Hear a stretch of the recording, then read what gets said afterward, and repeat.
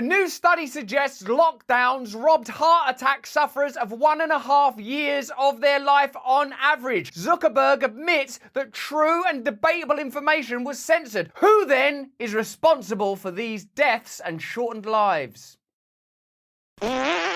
Hello there, you 6.4 million awakening wonders. Thanks for joining us on this voyage to mutual empowerment, freedom, sensible discourse, a refusal to accept the old paradigm. Press the notification bell and subscribe right now so you see the content we make for you every single day, talking about issues you care about. I presume you care about. Did you know that a new study has revealed that during lockdown, many people had heart attacks, didn't call it in because they were told there's more important things happening? Were those things more important? This we will get into in time. Let's unpack this so we can understand it better together. If true information was being censored, if people suffering from genuine life-threatening illnesses were not getting the care they needed, what was the point of lockdown? What was the point of lockdown? This is from those wackadoodle conspiracy theorists over at the fuddy-duddy establishment newspaper, The Telegraph. The first month of lockdown cut 1.5 years off the lives of heart attack victims in the UK, a major study suggests. The international research published in the European Heart Journal, what do they know about the hearts of Europe? Those crackpot hobbyists. All we want to do really is just analyse and journal and study the hearts of Europe. That's all we really do. Ah, you're a conspiracy theorist. The European Heart Journal tracked the care of patients who suffered major heart attacks in the 4 weeks following lockdown with a similar group the year before. After Boris Johnson issued the order to stay home, protect the NHS and save lives, advice that he simply didn't follow himself. He went out, had parties and did what the hell ever he fancied doing as usual, and currently is over in your country, America, lobbying to continue the war between Ukraine and Russia. So there's a guy's opinion to take pretty seriously. After Boris Johnson issued the order to stay home, protect the NHS and save lives, the number of heart attack patients admitted to hospital plummeted. Research published in The Lancet. Oh yeah, The Lancet. What's that? Run by Alex Jones? No, actually we're just trying to learn about medicine and the efficacy of pharmacology. Yeah, you're a conspiracy theorist. Has previously shown a 40% fall in such admissions in the first weeks of the pandemic, with patients staying away for fear of being a burden or catching the virus, while some treatment was stopped. Wow, I wonder if anyone was saying stuff like that during the lockdown. Hey, what are going to be the implications on cancer, heart disease, diabetes, and other conditions caused by that bad food you keep advertising at us all the time? The new study, which examined published data, estimates the impact of lack of care on life expectancy for patients who suffered major heart attacks. I wonder what the impact is of a lack of care on people who have suffered major heart attacks. That's not important right now. What we got to deal with is conspiracy theories. The lack of care on a major heart attack is second to the idea that someone might, I don't know, be in a park less than 2 meters away from another person, or not take exactly the medicine at exactly the time that makes the most profit. I mean, has the maximum benefit on the people that it's so clear we care so much about from our attitude towards heart attacks. Overall, it suggests that just 44% of such patients were hospitalised in the UK in the 4 weeks from March 23rd, 2020, compared with around 77% in the same month the previous year. The international team of researchers modelled the long-term impact of this and found it is likely to have reduced the life expectancy of such patients by an average of 18 months. Researchers said the findings showed the public will pay the price of lockdown for years to come, saying restrictions to life-threatening conditions must never be allowed. Oh, forget about it. Oh, it's just a conspiracy theory. Let's move on. There's other things we're being lied to and surveilled about and censored around now. Let's just move on to those. Why don't you support whatever it is we care about now? Forget about that. That was years ago. It's not years ago for those people that have got heart conditions. Have you got a heart condition? Do you know someone who has? Was your cancer treatment interrupted? Was your mental health affected? Let me know right now in the comments. I want to hear from you. Your information is vital. The study, which involved researchers from Spain, Italy, and other European nations, also examined the impact of Spain's lockdown, where the modelling estimated a 2-year loss in life expectancy for victims of major heart attacks. Remember, when people were modelling data, many people were saying, but what about the implications elsewhere? But that information wasn't beneficial, perhaps it could be argued, to the interests of the people that were regulating and legislating. And if you want more evidence evidence of the inconsistency around this issue. Where's the rainbows now when doctors are on strike in the UK? Where's the rainbows now when key workers are striking all over the world because they're not being paid what they deserve to be paid? Oh, suddenly their work's not so significant. Where are the rainbows on the windows for nurses and doctors striking in this country right now? If what they did was important then, surely what they're doing now deserves to be properly paid for. Let me know in the comments. Last week, The Telegraph reported that the benefits of lockdown policy were a drop in the bucket compared to the staggering collateral costs imposed. Scientists from Johns Hopkins University and Lund University examined almost 20,000 studies on measures taken to protect populations against COVID across the world. Follow the science. Do you remember that? Analyze the data. The science suggests don't be so selfish. Investigate what these terms mean now. Is anyone saying follow the science now? Can you hear people? Suddenly, it's time for an amnesty. It's time to forget about. Oh, I see. It's almost like you just say what's convenient to you when it's convenient, that you've got no morals, no principles, no vision, no idea how to change the world. So it's probably time to start listening to the rest of us who have some fantastic ideas about how things could change. Let me know in the comments what your ideas are. We value you. We can't continue to make this fantastic content without radical partners, like the radical partners I'm introducing to you right now. Stay to the very end of this video and watch the advert because there are special offers available exclusively to our audience. Plus, I'm going to try and make it funny as all hell. Let me know if you think it's funny. Let me know in the comments.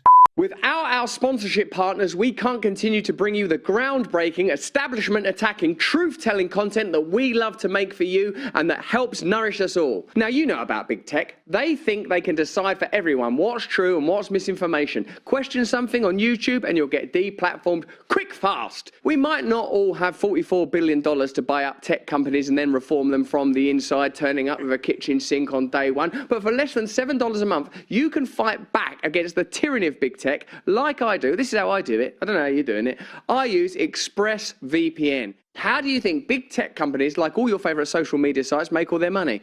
By tracking your searches, video history, and everything you click on, and then selling your personal data. ExpressVPN helps you anonymize much of your online presence by hiding your IP address, a unique identifier that every device has that allows big tech to match your activity back to you. All it takes is one easy tap of a button for ExpressVPN to secure all your devices. So, if you are against big tech censorship and the clamping down on the freedoms that make your country, whichever country you're in, great, then you can take a stand. Visit expressvpn.com/brand right now to get 3 extra months free. Now back to our establishment attacking, truth-telling content. Let's see that other guy, see what he's got to say. Yeah, I know it's still me.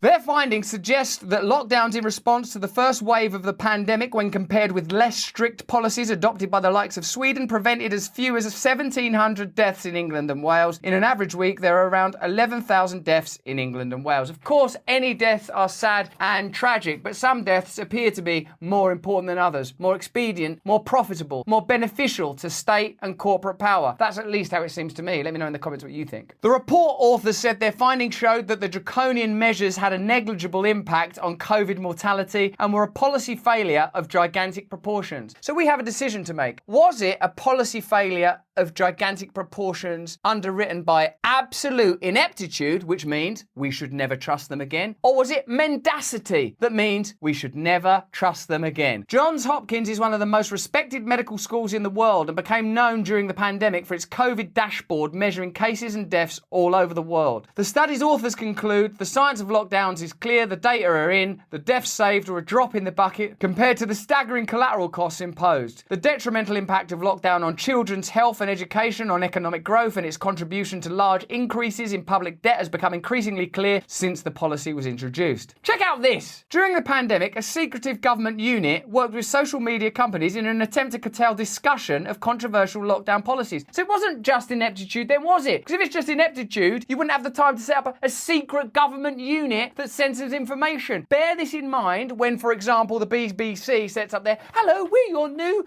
agency that are going to shut down dissenting views. Wait, what if these dissenting views are correct, like they were last time? Wait, what if voices that are conveying truthful information are being censored and shut down? Wait, what if the truth is a complex thing that requires nuance and conversation, good faith and an open heart? Well, many people are having open heart surgery right now because of the way we behaved last time. Perhaps we could look at their open hearts. maybe I'm not going to trust you as much as I might have done a few years ago. The counter-disinformation unit, I mean, that is straight out of Kafka. You have upset the counter-disinformation unit. The counter-disinformation. Don't worry about our name. Just shut up and do as you're told. Otherwise, you're going to turn into a stag beetle. The counter-disinformation unit was set up by ministers to tackle supposed domestic threats. But what is it that's being threatened really? Let me know in the comments. And was used to target those critical of lockdowns and questioning the mass vaccination of children. You're questioning the mass vaccination of children! Oh my God, what else? You're questioning whether or not heart attack victims are going to have 18 months slashed off their lives. How dare you question it? But it's true. Truth doesn't matter anymore. Stag beetle? Read Metamorphosis. Critics of lockdown had posts removed from social media. Let me know in the comments if you had posts removed. There is growing suspicion that social media firms use technology to stop the post being promoted, circulated, or widely shared after being flagged by the CDU or its counterpart in the Cabinet Office. Let me know if you want more collaboration between big tech and social media in the government. Let me know if you want the CIA and the FBI more heavily involved in censoring true information. It seems to be an important issue these days. Documents revealed under Freedom of Information, FOI, and data protection requests showed that the activities of prominent critics of the government's COVID policies were secretly monitored. An artificial intelligence firm, AI, was used by the government to scour social media sites. The company flagged discussions opposing vaccine passports. Because remember, some people said that these vaccine passports will be set up and then they won't be rescinded or relinquished after the requirement for them has receded. Then other people said if there haven't been clinical trials for transmission, what is the point of these vaccine passports? Other people said if there is a test available that can identify whether or not you're infectious, what's the point? These questions, I think, are all valuable. Do you? Many of the issues being raised were valid at the time and have since been proven to be well-founded. Well-founded, absolutely true, legitimate, and completely collapse the counter-arguments. The BBC also took part in secretive meetings of a government policy forum to address the so-called disinformation. Oh, the state media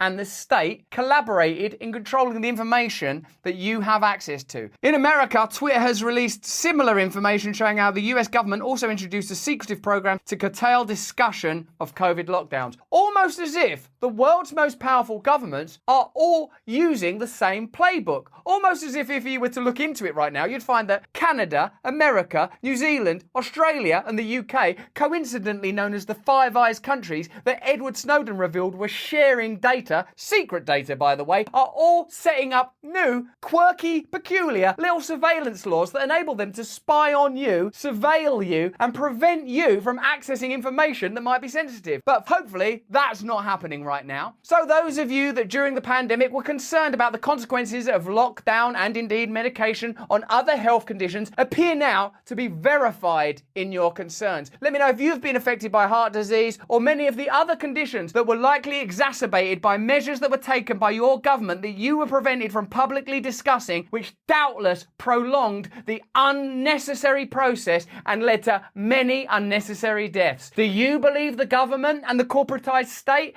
act entirely for your benefit? Or do you think you would like to be involved in that process yourself, just in case there's a tiny chance that they don't have your best interests in your now potentially diseased heart? But that's just what I think. Let me know what you think in the comments. If you enjoyed this video, have a look at either of these. They're equally fantastic. Turn on the notification bell. And if you want to have a laugh about the pandemic period, watch my stand-up special, Brandemic. There's a link in the description. It's completely uncensored, completely self-funded, and I need your support so that we can change the world together. More important than any of that is that you please stay free.